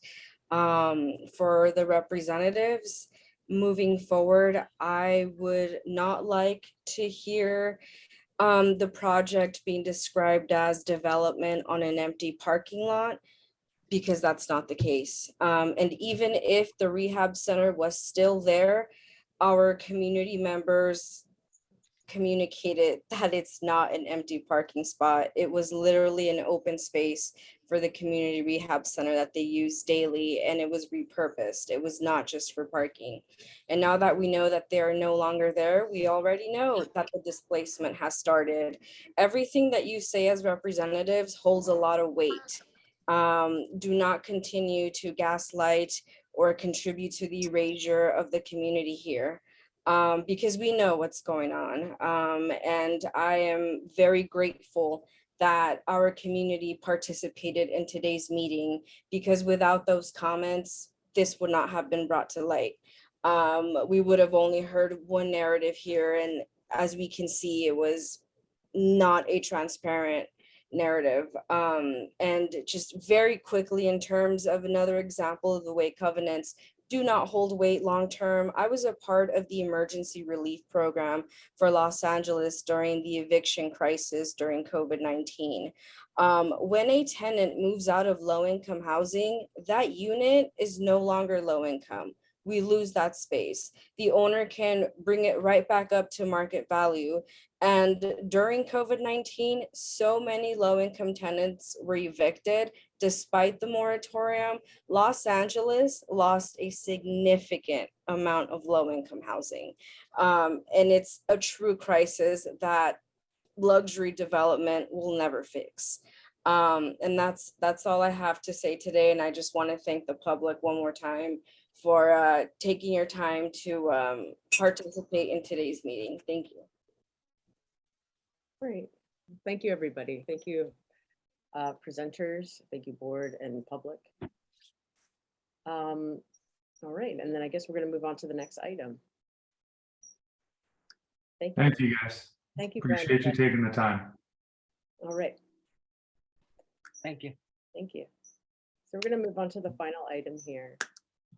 Item 4C, discussion and possible action on letter to City Attorney CD 14 regarding possible unauthorized street vacation and gating of South Avenue 21 between Main Street and South to Luisa Street terminus. It's a local street standard, 630 feet long, with a roadway width of 36 feet and a right-of-way width of 60 feet, ending now at the defunct Edison Power Plant, 650 South Avenue 21 in the Brewery compound. So I'll just preface this. So we have a letter, but there's been this rise in the city sort of giving away our streets to private entities. It's called a street vacation. We have a lot of streets that are no longer really functional in Lincoln Heights since they ran the freeway through here in the 50s. You can look on maps and you see like Luisa Street cut in half, right? And then you just have cul-de-sacs. So often the city gives away our public streets, public right of way to corporations or developers. As we just saw with Artesian Street over at the Avenue 26 Tacos, right? So in that case, the applicant paid about $50,000 to get our public street gated off for their own private use. So there's a gate on South Avenue 21 and Main Street that we became more attuned to like these street vacations in Lincoln Heights. So we're looking around. Yeah, so there's a giant gate gating off Avenue 21, and we couldn't find any history of any street vacation or whatever. It just gated off. So the letter to CD14, there's also like a Bureau of Street Lighting. They're improving the street lights on that street. If it's a private property now, they shouldn't be taking taxpayer money and putting street lights on a private property, right? So we want to know what's going on with this 638 foot long piece of land that's 60 feet wide, because there's no record of a street vacation ever applied for. So any board member comments on street vacations? I don't have one. I think you explained everything on that one. Did I? Yep. Just so everybody knows what a street vacation is. It's when the city decommissions a public street for private use. And we have many of them kind of happening in Lincoln Heights under the radar. So this letter just seeks clarification. No board member comments? Fernanda, can you pull up the photos? I sure can. One There's second. there's one that's like a PDF that has a key on the side of it. It's from the Bureau of Engineering. Here, let me share my screen and you let me know which document it is. Okay. I think it would be like item 4C, and then we have a letter. Item Okay, so 4C. there's a picture of the gate there. And it has signs on it that says like private property, do not enter, you are being videotaped. And it's open during the day sometimes when there are cars parked like perpendicular, like jackknifed style. And it ends at where Luisa Street used to go before the freeway was put there. So usually when something like this exists, it's because there's a precedent, there's a record that there was a street vacation granted, and there is no record. And then we have a letter. But the thing is this, it's like we do have public property. One of those kinds of public property is a street. And it's like, is it the best use to give them to corporations and private entities, or is it better to turn them into parks or keep them in the public domain? And so Lincoln Heights would like to have more of a say in what happens to our public land. And we want more transparency about what's going on. That's it. Okay. Any public comments on the street vacations? Mark Sennett?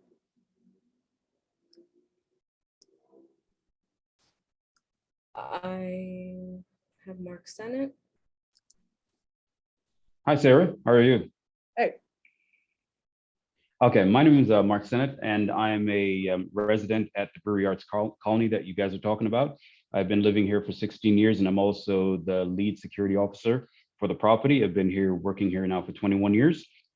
Just wanted you to know that the street is actually being used. It's been used now for years. We have a climbing gym on the property, and so they have literally maybe 300 or 400, maybe even more members who show up each day, every day of the week, 7 days a week. And that entire street is used. You said earlier that you saw cars being parked there, right? That entire street is being used for the climbing gym that uses that street. And as a matter of fact, there's so many members there that they even park on Main Street and also Moulton Street, which is right behind us. So that entire street is being used every single day. It's not just empty or anything like that. It's being used by the community, and the gym that we have on the property. Of course, it's not owned by us. It's a separate company. They use that street. Also, I can tell you that we also have on our property, there are over 600 tenants at the brewery, and the parking is literally, we are literally filled up to capacity. Not only do we have 600 tenants, but we also have a bar on the property that sometimes they use our parking, but sometimes they also use the parking on Moulton. And so if anything were to happen to Avenue 21, I mean, it's just, I can't imagine can't imagine the disaster it would be for us, because there is no parking on our property at all. There's just no more parking. And again, we have 300 units here on the property, over 600, probably about 650 tenants. Plus we have the bar, and plus we have, as I said, the climbing gym, which has maybe 300 or 400 members using that street every day. So that street is very, very important to us, and it's not just an empty street. And by the way, lastly, you showed a picture of the gate being closed. That picture was probably taken during the COVID, because during the COVID, the fire department allowed us to close that street off because we wanted to protect everything on the property was closed. The bar was closed. As a matter of fact, the bar went out of Barbara's. You guys may know it. It went out of business for about a year and a half. The gym was closed down for over a year. And so because we were very diligent and not wanting anybody on the property and anyone catching COVID or whatever, the fire department actually allowed us to close that gate. But now, of course, the gate has been reopened, and it's the entire street is being used. You can drive by the street right now and you can see that parking is just filled from top to bottom. It's being used by the climbing gym there. And that smokestack that you see, if you look at the picture of the brewery, you'll see it says the brewery on there. That inside that smokestack is where they have the climbing gym. And as I said, we probably have, and I'm not sure if we're going to have the owners of the gym on the line or not, but we probably have 300 or 400 members a day using that street, and the entire street is used up every single day. So it's not just an empty street. It's being used by the people who are spending a lot of money into the community, by the way. So that's just my comment on the matter. Okay, thank you. Thank you so much. Appreciate it. And thank you, by the way, to all the members for the hard work that you're doing. I really do appreciate that. Thanks. We have Catherine Mullen and Peter, last name cuts out.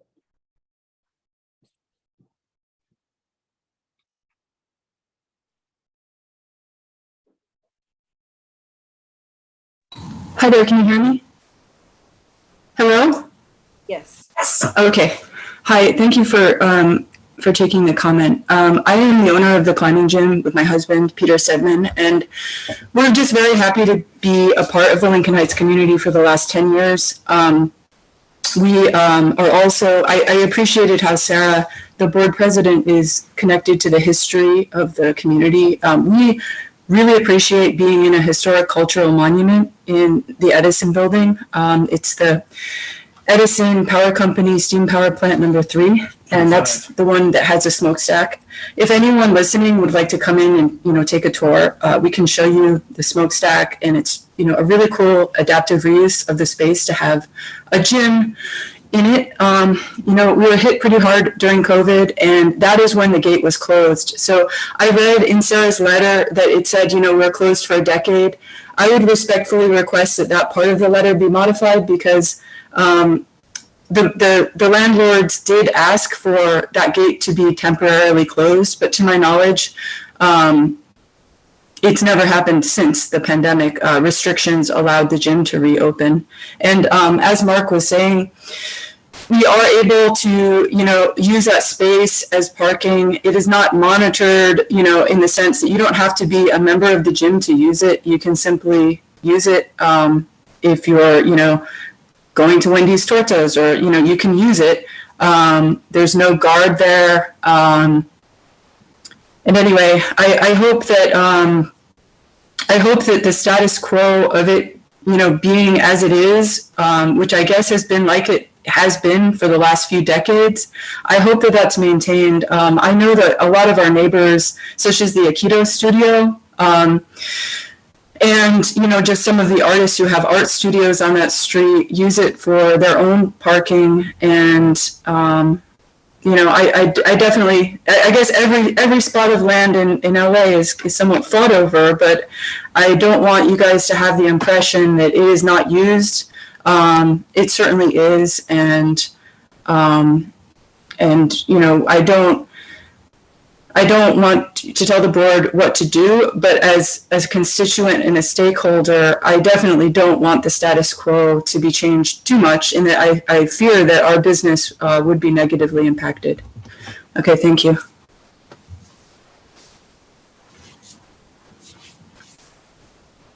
We have Robert Bldg.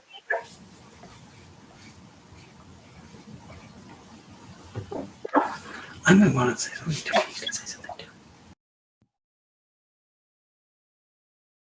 Robert. Oh, I'm sorry. So I have a business. I've been here all my life here in Lincoln Heights, and wow, I'd like to put a fence up to have parking for my customers. You know, keep that private street, make it into a private street just for my business. I mean, it doesn't make sense that they would put a fence up like that. I mean, if that belongs to the city, then open it up. I mean, I know that they, whatever it is, but it's a street, it's a public street, and they should also park like everyone else. I know there's multiple units that are being built here. I've requested parking, which is all Alhambra Avenue, which one side is not being used. And I've requested to have that parking because they're putting more housing units here in this area. And, you know, I can gain shit back from the city, you know. So if they want to build, there's parking, but they have to open it up for the people that live here. I mean, if they want to build and bring in more parking, you know, that's a perfect place to allow parking. So that's just my 2 cents. Thank you, Robert. Thank you, Robert.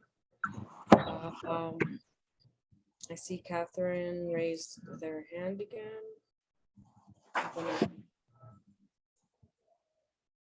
Hi, this is actually Peter. I'm Catherine Mullen's partner, Peter Stedman. Yeah, I just wanted to on that point. I just wanted to say it's not closed. I've never seen that gate. The picture that you have from Google Street View was obviously taken during the closure of the pandemic. As Kate said, we were shuttered for 12 months. That was obviously really, really difficult for us. But other than that, I've never seen that gate closed. I don't think it's ever closed. And as Kate said, it's not as though there's anybody controlling that parking and restricting it for our use. I mean, I completely agree with the last commenter. I would love to have been able to do that and to say, hey, no, this is just our parking. It's not just our parking. It is I mean, that is the part. Our people, our community uses that street, obviously, and we use it heavily. And I think it's a very good, beneficial use of that. Of the street, but it's not exclusive to us in any way. And I mean, we've got all sorts of other people parking there all the time. So I just wanted to say that. I also wanted to say that, I mean, we're a sort of large footprint. We're a small business, but we're in a big, absolutely beautiful, wonderful building. We're very lucky to be in there. And we're, a part of the Lincoln Heights community. We have, but we have lots of kids programming, and we bring local school kids in for free as much as we're able to. We work on that really hard, and we're. If you come, I invite all of you guys to come in and take a look at the community at the scene we've got in there. It's really beautiful. It's very much looks like the neighborhood. We've got a lot of people from the area. It's hard to quantify that, but it's just true that a lot of people from eastern part of LA, El Sereno, and Lincoln Heights are take advantage of the facility that we have there. And so anyway, I just wanted to say that right now that terminus of South Avenue 21 is being put to, I think, a very good use. Also, Mark Sennett, who was just talking, he lives right there on the terminus, so he parks there. There are other units that park there too. There's also, as Kate mentioned, the Aikido studio, and whenever they have classes, they use that street too. So I just wanted to let you guys know that, and thank you for letting me talk. Thank you. Richard. Richard?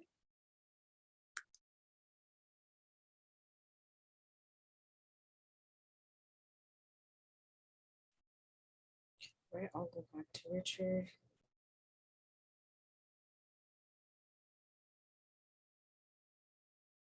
Are there any other public comments? Oh. Okay, any board member comments for the end here? I do see one public comment. Okay.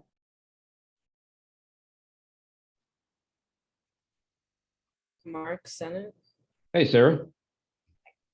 Hey, me again. I just wanted to thank Peter for bringing up the fact that I do live, by the way, in Avenue 21, and I think there are about 6 tenants, 6 units on Avenue 21. So it's not just an empty street. Is that there are actually people who live on that street, and there's also, as Peter said earlier, or maybe it was Kate, there is also an Aikido studio on that street. So not only do the tenants park on that street and the businesses, but also the climbing gym and everyone else. So the street is being used every single day. Again, there are probably about 300 or 400 members at the gym, plus we're talking about maybe a dozen member or more at the Aikido studio, plus the 6 tenants and additional tenants too. So, and as Peter said, the gate that you saw, the picture of the gate being closed, that was only during the pandemic. Usually it's wide open. And as Peter and Kate has already said, anyone can use that street. It's not just our street. Anyone off the street can come and park there and go walk to 7-Eleven or the donuts shop around the corner or whatever. So it's not just our street. It's being used. So it's not empty. And again, I would urge anyone just to drive by here. Like right now, if you drive by there, you'll see that the entire street is being taken up by parked cars, to go to the surrounding businesses. So yeah, I just wanted you to know that I also live on Avenue 21, and there are about 5 other tenants who live on that street, plus also a business. So it's being used every single day. Thank you so much. Thank you. Richard?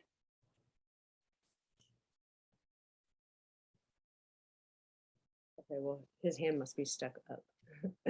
I guess it's just the existence of a gate. And that gate's closed on Sundays, and that's gate, well, and it's closed. I'm not sure if it's closed at night. I'm pretty sure it's closed at night, which it's just the existence of a gate is the issue. We have that same issue at Flat Top right now. There's an illegal gate that was put there by another neighborhood, and it's been up since the late 80s. And we can't find out why it's there. And now we're finding out that it was not.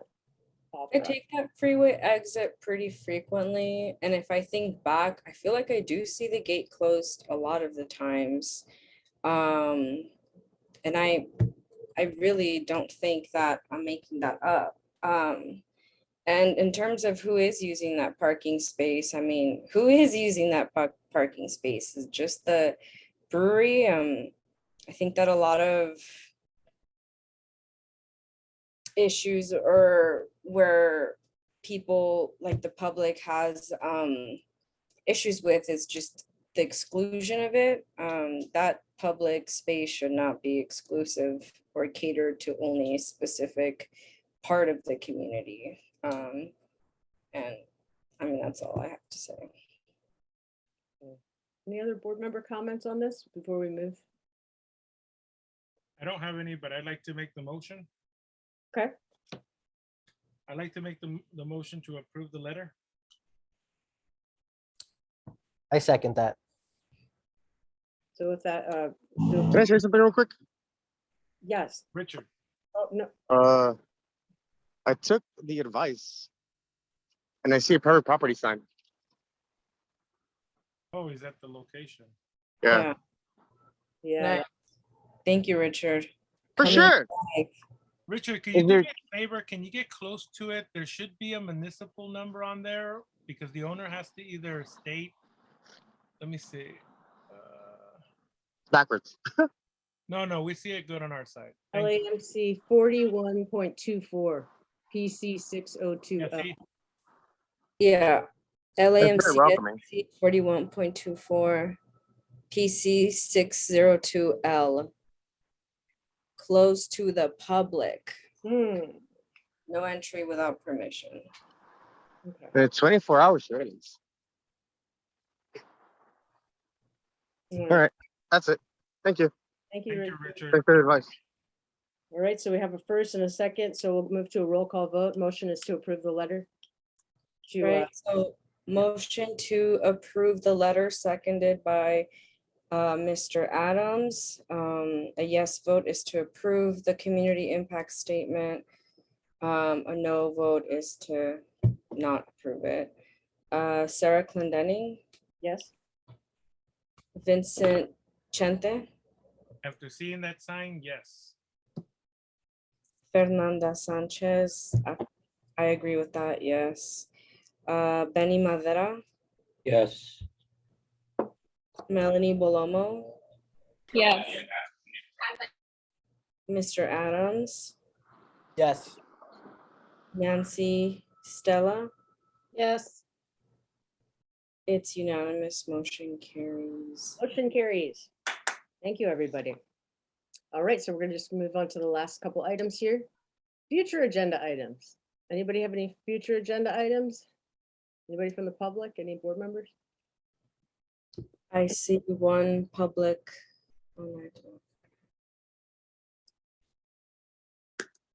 Okay.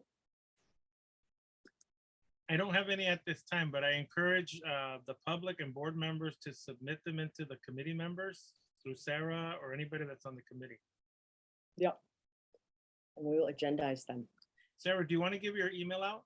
Oh, yeah, it's sara.lhnc@protonmail.com, PROTONMAIL.com. Yeah, so just email me, or yeah, you could go to our website. So non-agenda public public comment, item number 6. We have Robert Vega's hand up. Oh, Robert.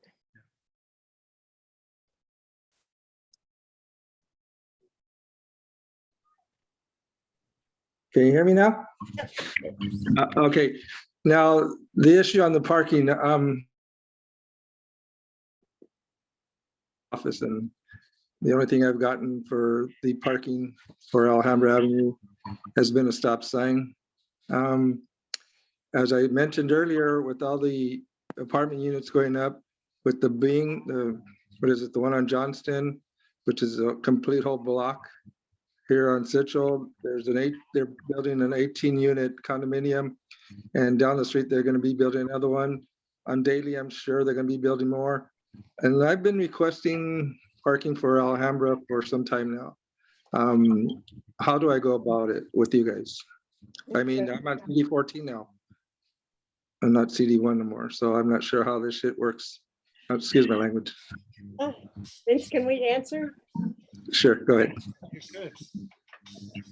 guess we would go directly to Bureau of Street Services, right, Vince? And LA Department of Transportation in 2014, correct, Vince? Correct.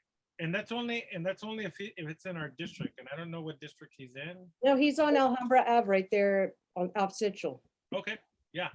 We can get a letter and a support. If he sends in a letter on his concerns, yeah, we can connect that to a letter in our future meeting and put it on. And send it in and ask for a representative to come to address his issues.